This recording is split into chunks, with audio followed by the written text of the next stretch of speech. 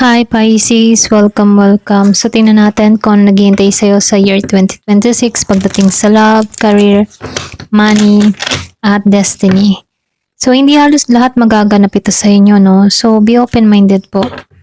Give me the message for Pisces.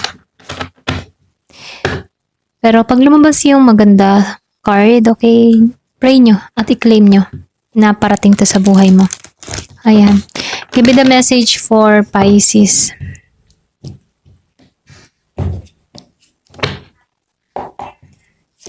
So, Queen of Cups, Three of Swords, the Moon, Queen of Swords, Two of Cups, Three of Wands, Six of Cups, Five of Cups, Ten of Cups, Page of Pentacles, Five of Swords dito, and Three of Pentacles. Ayan. Ayusin ko lang. So, dito Pisces, masyadong malalim yung energy dito kasi halatang meron kang mga pinagdaanan or pwedeng meron kang karanasan na sobrang emotional, okay? So, dahil lumabas yung Three of Swords and Five of Cups, pareho kayong tanda ng, ayun ba tipong pareho ito ng tanda ng pagkawala, heartbreak, or panghihinayang. Maring may hiwalayan or miscommunication dun sa iba sa inyo, no? Or pwede rin ngayon nag-start na to, okay? Parang mayroon ng lalamig sa bawat isa. So, meron din ako nakikitang pagkabigo na matagal mo nang dinadala, okay? Pero, naroon din yung damon lumabas yung damon dito, okay? Dito sa card. So, nakikitaan ko dito na nagsasabing hindi pa lahat malinaw, pero may mga bagay o damdamin na yung bang tipong hindi pa ganap na naunawaan or naibubunyag, okay? So, dito, lumabas yung Queen of Cups. So, nakikitaan ko dito sa Queen of Cups, nagpapakita ito ng puso mong marunong pa rin magmahal kahit ba nasaktan ka, okay? So, naririto rin yung King of Swords na nagsasabi na yung bang tipo na parang gamitin yung isip halip ang yung emotion, okay? So, dahil lumabas ang Two of Cups and Six of Cups, may posibilidad na reconnection or emotional healing na mangyari.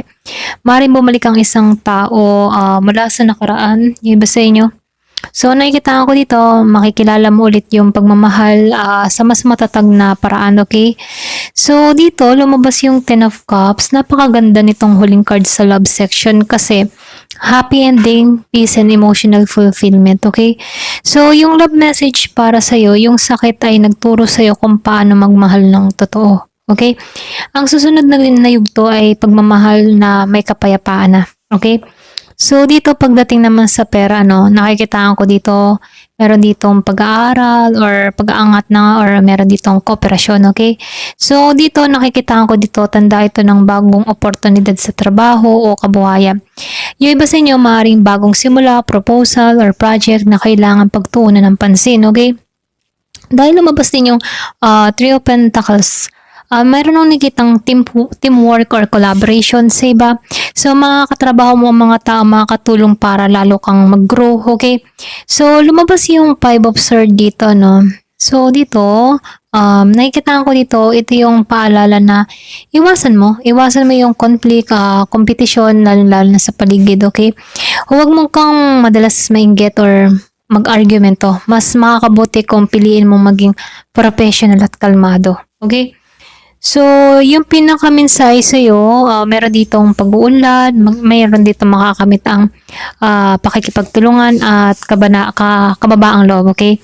So, yung sipag mo, mapapansin sa tamang oras. Ayan. So, dito, yung kapalaran mo dito, meron ako nakikitang paglalakbay, merong pag-asa dito, okay, sa Ten of Cups. So, nakikita ko dito na merong kapanatagan, okay? Lalo-lalo na dito sa Three of Wands, okay? So, dito, meron ditong paglawak ng pananaw at opportunity. Yung iba sa inyo, kumbaga ibig sabihin may mga parating na magandang pagkilos, maaaring pagbabago ng direksyon o paglalakbay, pwede rin pag-expand ng iyong buhay, okay? So, dito sa Ten of Cups, nakikitaan ko dito, lumalabas muli yung nagpapatunay na nasa dulo ng lahat ng pagsubok, kahit ba yung kaligayahan at kapayapaan, okay?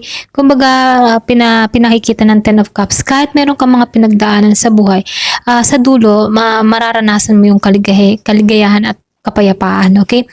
So, nakikitaan ko rin dito, yung ang destiny message para sa'yo, no?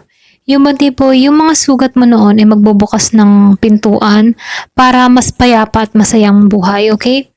Ayan, ito lang yung nakikita ko dito, no? Pero ganun pa man, meron kang overall message pagdating sa love, money, and destiny, no? So, yung love, nakikitaan ko dito yung healing after break up, okay? Or heartbreak. So, maaari may reconnection or bagong pag-ibig na totoo at pantay. So, pagdating naman sa pera, no? Unti-unti ang pag-angat sa tulong ng disiplina at teamwork at learning, okay? So, destiny, pagkamit ng emotional peace at bagong simula matapos yung unos. Kapag tinanggap mo yung mga sakit, okay? Mas magiging malaya ka magmahal at umunlad muli, okay? Ayan, ito lang yung mensahe sa'yo. Thank you for watching. Love and peace.